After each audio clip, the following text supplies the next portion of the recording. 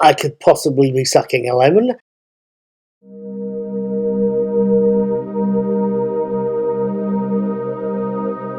Right then, hello, good evening, good morning, good afternoon, welcome one and all. My name is Paul, I'm also called Knickknack. I'm the brains behind Knickknack's Daily Teaser, which is a set of fun daily brain teaser quizzes that float past both on YouTube, on my YouTube account at MrCuddy2977, and on my blog, Knickknack's Old Peculiar. You will see them floating past once a day, and hopefully, if you watch them, or subscribe to me on YouTube and watch them, you will think they're fun. Hopefully. At any rate, I also talk about movies I've watched, and I've just recently seen In the Earth, West Side Story, and Jordan Peele's Nope over the past few weeks. And it has to be said, I think Wheatley, who did In the Earth, and Jordan Peele, who did Nope, are both fans of Stanley Kubrick for various different reasons. You might want to go and have a look at my reviews. I will try and shove them and the Daily Teaser up there. I will also try and shove in a link to my PayPal account if you fancy giving me a tip, and to Spielberg's version of West Side Story. Spielberg's version of West Side Story isn't influenced by Stanley Kubrick, but let's face it, Kubrick did work with Stanley Kubrick and his estate on AI, artificial intelligence. Let's get a move on, shall we? Like I say, I watch movies. I've seen a few recently. Tonight is Saturday the 21st of January, and I've just seen, last night on Friday the 20th, I saw The Lion. The Lion. The first episode of the classic Doctor Who story, The Crusade. I saw the first episode. I have a whole load of things I think about it, and I'm going to try and sum it up and tell you what I thought. Episode 1 of The Crusade, The Lion, opens in a wooded area in what we later learned is the Holy Land, only to see a pair of European knights passing through this particular area on the way to find the rest of their party. They're followed by a pair of Saracen soldiers determined to attack the intruding Crusaders. The senior of the pair, El Akir, played by Walter Randall, is keen to follow the newcomers because he wants to see if these intruders can lead them to the big prize. The big prize is none other than the Lionheart himself, King Richard, played by Julian Glover. The king is taking time off from conducting his kingdom's efforts in the Third Crusade in the Holy Land, doing a little light hawking with friends, and mildly worried as his favourite belt has broken during the group's hunting activities. Little does the king know that his belt is the least of his troubles, because, as we know and he doesn't, someone is planning an ambush. There's something else the Lionheart doesn't know. Just after his potential ambushers start following him, something materialises exactly where they were standing. It's the TARDIS, and the Doctor, William Hartnell, and his team, Ian, Barbara and Vicky, played by William Russell, Jacqueline Hale and Maureen O'Brien, are all keen to explore. Vicky in particular is keen. Having seen ancient Rome, she wants to see other parts of Earth history. What none of the team expect is that landing in Jaffa, in the Holy Land, just at the height of the Third Crusade, and what none of them also expect is that Barbara is going to get kidnapped. Now, what did I make of The Lion, this first episode of The Crusade? What did I think? Was it good? Was it bad? Was it indifferent? Are there issues, problems, funny bits, sound effects, forces and things you wouldn't recognise today, actors we know? Is this episode good, bad, indifferent, and have I learned something? For a start, I know that there's a stock horse sound effect that they use at least twice in this episode. You've got various characters in various tents having various conversations, and of course this horse sound effect trying to convince you there's a horse parked outside the tent. It made me laugh, if nothing else, because it's just an obvious sound effect. There's no actual horse in the studio. They've just got a bloke with a cassette recorder, obviously.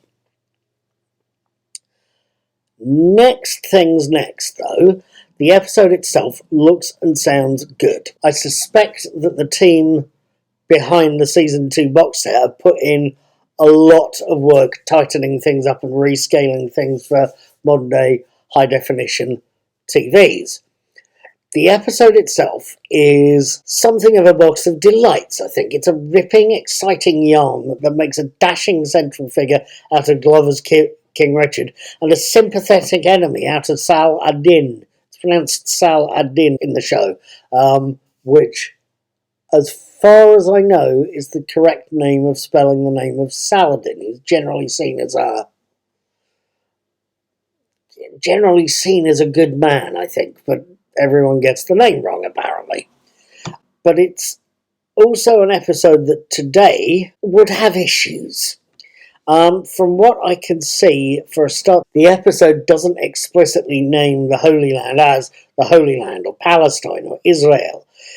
If I've understood things, Palestine or the Holy Land would have been the preferred term for the area back then. But any one of the modern names these days could start a potential argument. I mean, calling it Palestine or calling it Israel will give you a political headache at some point. I mean, you're going to have a potential argument about everything from the legality of Israeli Jewish settlements in various parts of the country to whether various Palestinian groups in Gaza or the West Bank are terrorists or freedom fighters.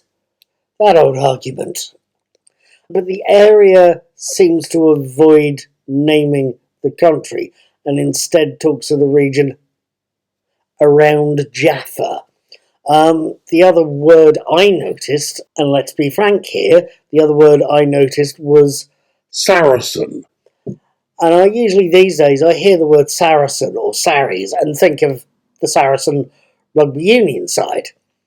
But I'm also aware, who isn't if you've studied history at school, is that it's an old term for someone from the Middle East, which is the way it's used in The Lion. They use it, the Doctor uses it, the rest of the team use it. Indeed, the European Knights use it to describe their Middle Eastern characters.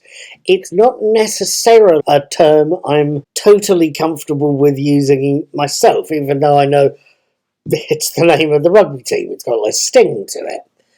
But I also think the word is, and you'll pardon the term I hope, I think the word is on a par or near par with the word Negro.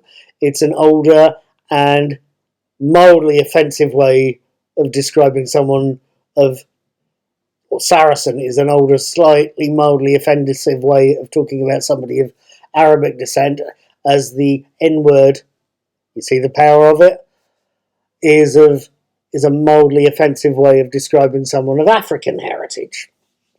So seeing it used in The Lion isn't necessarily something I'm comfortable with. I would possibly not want to use it writing the script for this video or writing the blog version, and it's possibly not something I would use were I writing the story today. But I'm also aware that historically it was a common term for 12th century Europeans to use. The other possible issue with the episode, and it's something I looked at, however well or badly, in my reviews of The Abominable Snowmen. That issue is, let's be blunt, it's that kind of shoe polish again. It's good old-fashioned blackface.